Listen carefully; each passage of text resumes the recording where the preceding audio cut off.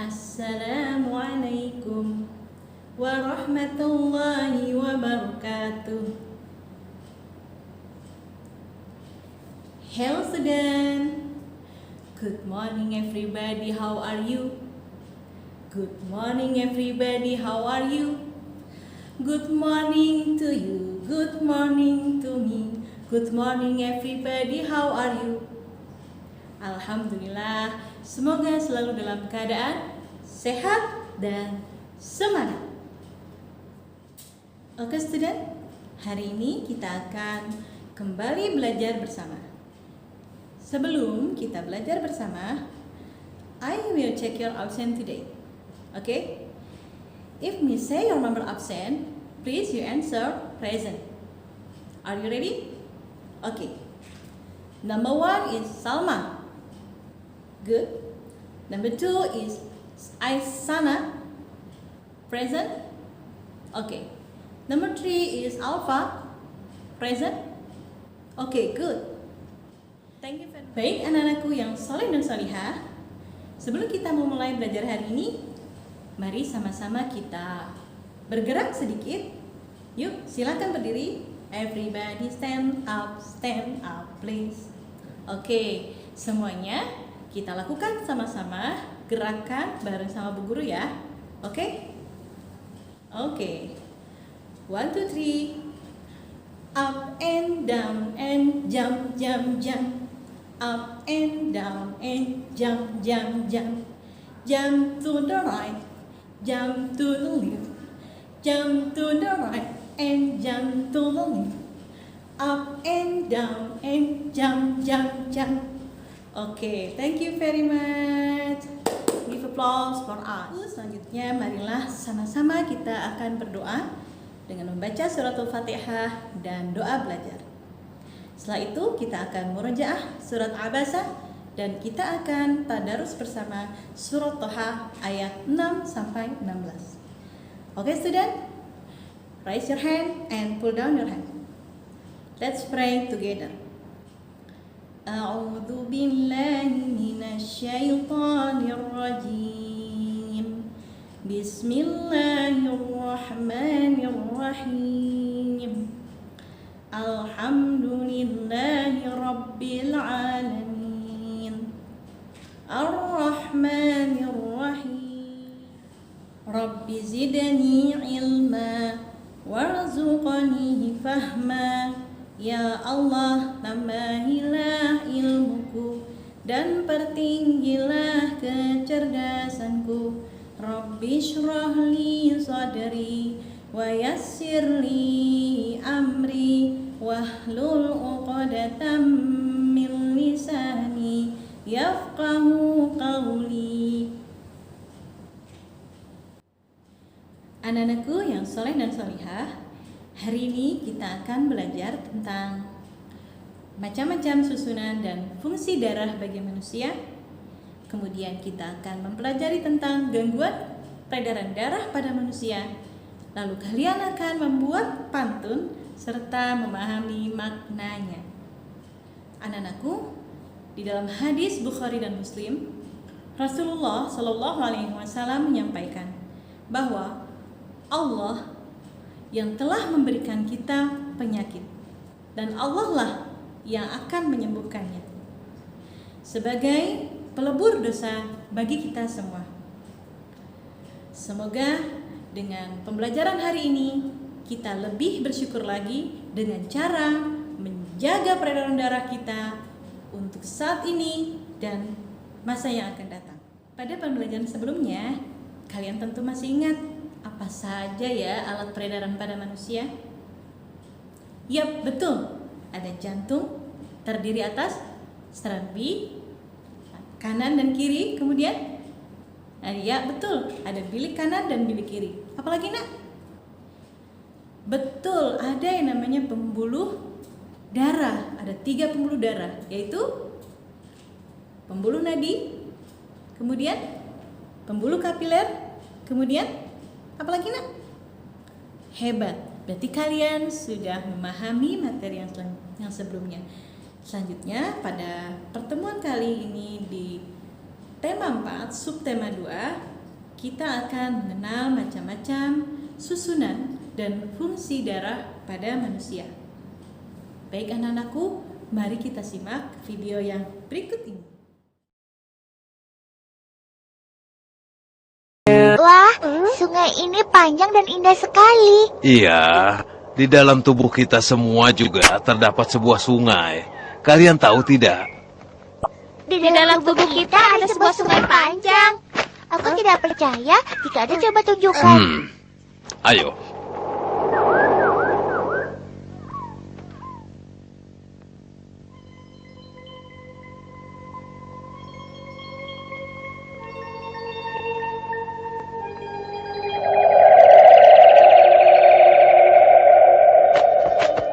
Kalian sudah lihat, inilah sungai yang tersembunyi di dalam tubuh kita. Dia mempertahankan hidup kita dan memberi kekuatan. Sungai kehidupan sepanjang ini merupakan sungai terpanjang di dunia, kan? Kenapa sungai ini begitu sepi? Kami adalah tuan rumah sungai kehidupan ini. Nama kami Saudara Merah atau Eritrosit. Kami merupakan prajurit yang membantu manusia mengantar oksigen. Tanpa kami, manusia tidak bisa hidup. Terima kasih Eritrosit. Terima kasih ya. Tapi kenapa perut kalian kosong? Isinya adalah oksigen.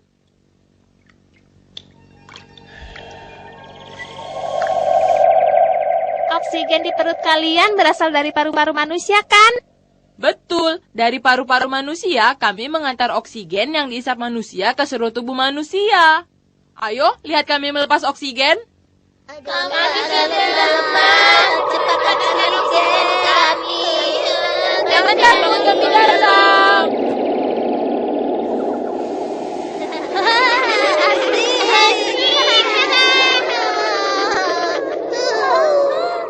Setelah melepaskan oksigen, perut kami jadi kosong dan kami harus membawa sisa pembakaran.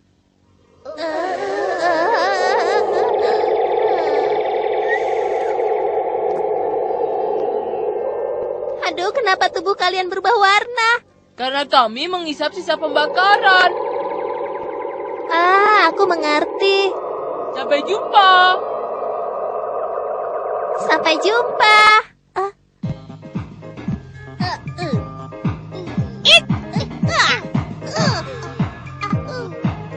Menakutkan, sangat menakutkan. Kalian sedang apa? Teman, jangan takut. Kami adalah sel darah putih. Kami juga disebut sebagai leukosit. Biar begini kami adalah prajurit paling berani. Berubah bentuk. Menarik sekali, lucu sekali. Kalian jangan pergi. Kami harus berpatroli, tidak boleh sembarangan. Sampai jumpa dulu ya.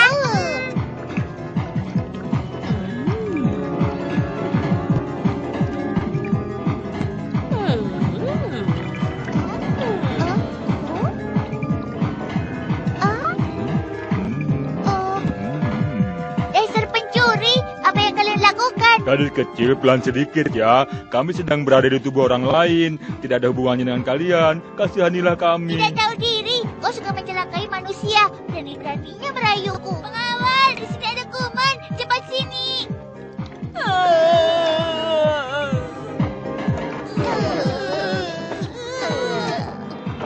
Menemukan kuman, kepu mereka. Pasti mereka untuk melindungi kesehatan manusia. Cepat lindungi kesehatan manusia. Serang, serang.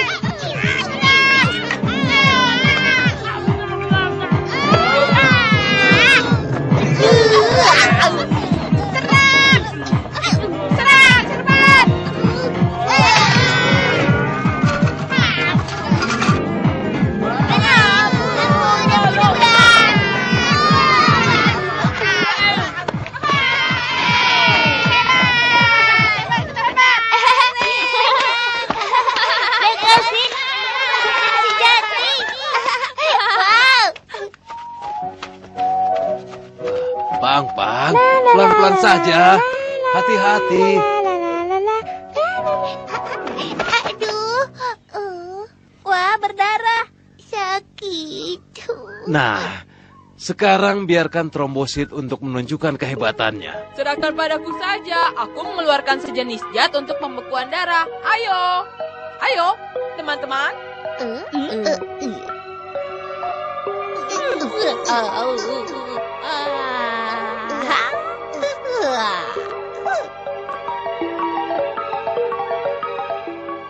Pendarahannya sudah berhenti. Wah, Lukanya manfaatnya sudah sungguh sembuh. besar.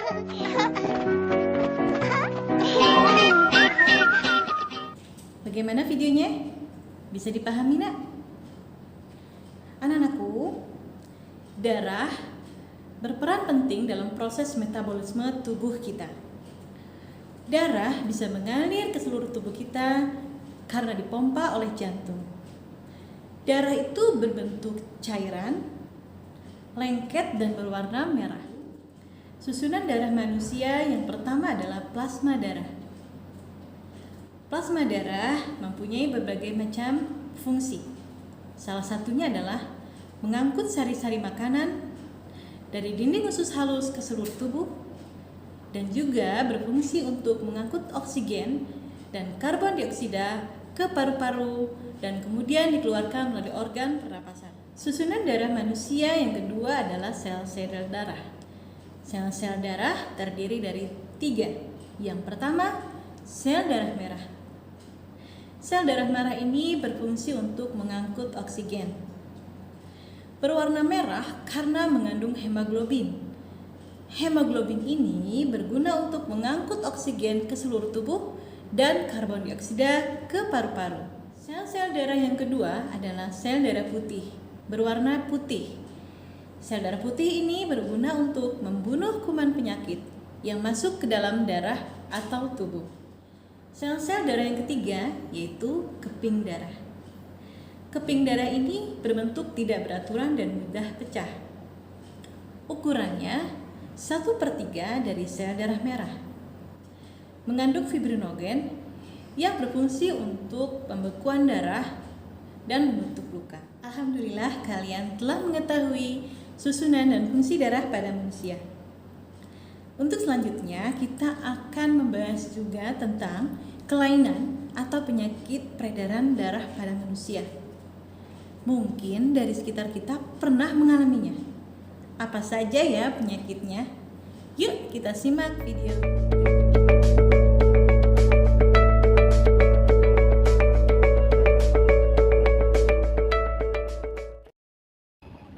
Sahabat channel Sumber Belajar, gangguan pada organ peredaran darah manusia dapat terjadi karena non-keturunan dan keturunan. Gangguan pada organ peredaran darah non-keturunan dapat disebabkan oleh pola hidup dan makanan yang tidak sehat. Misalnya, terlalu sering mengonsumsi makanan berlemak tinggi dan makanan berkadar kolesterol tinggi.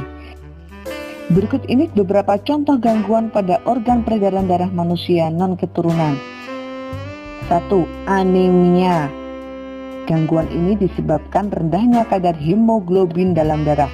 Rendahnya kadar hemoglobin dapat disebabkan makanan yang dikonsumsi kurang mengandung zat besi. Ciri-ciri penderitanya adalah mudah lelah dan sering merasa pusing. Yang kedua, tekanan darah rendah hipotensi. Gangguan ini disebabkan terjadinya penurunan tekanan darah. Yang ketiga, tekanan darah tinggi hipertensi. Gangguan ini disebabkan naiknya tekanan darah yang diantaranya diakibatkan oleh penyempitan pembuluh darah. Yang keempat, kanker darah atau leukemia. Gangguan ini disebabkan sel-sel darah putih yang memperbanyak diri tanpa terkendali yang mengakibatkan sel darah putih ini memakan sel darah merah. Yang kelima, jantung koroner. Suatu gangguan jantung yang disebabkan oleh penumpukan lemak darah atau kolesterol pada arteri koronaria. Kemudian sahabat Sumber Belajar, berikut ini juga ada beberapa faktor gangguan peredaran darah karena faktor keturunan, diantaranya sebagai berikut. Yang pertama, hemofilia. Gangguan ini disebabkan adanya kelainan yang menyebabkan darah sulit membeku jika terjadi luka. Yang kedua, thalassemia. Pada gangguan ini, bentuk sel darah merahnya tidak beraturan. Hal ini menyebabkan daya ikat sel darah merah terhadap oksigen dan karbon dioksida menjadi berkurang. Usaha-usaha pencegahan terhadap gangguan alat peredaran darah ialah dengan melakukan pola hidup sehat. Pola hidup sehat itu diantaranya adalah 1. Makan makanan yang bergizi, 2. Olahraga yang teratur, dan 3. Tidur serta istirahat yang cukup. Itu tadi sobat gangguan pada organ peredaran darah manusia. Jadi alangkah lebih baiknya kita semua bisa mencegahnya dengan melakukan pola hidup sehat. Terima kasih, sampai jumpa.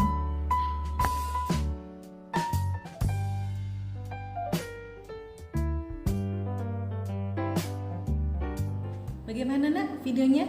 Udah dipahami bukan? Kelainan atau penyakit pada peredaran manusia ada beberapa contoh. Yang pertama adalah anemia.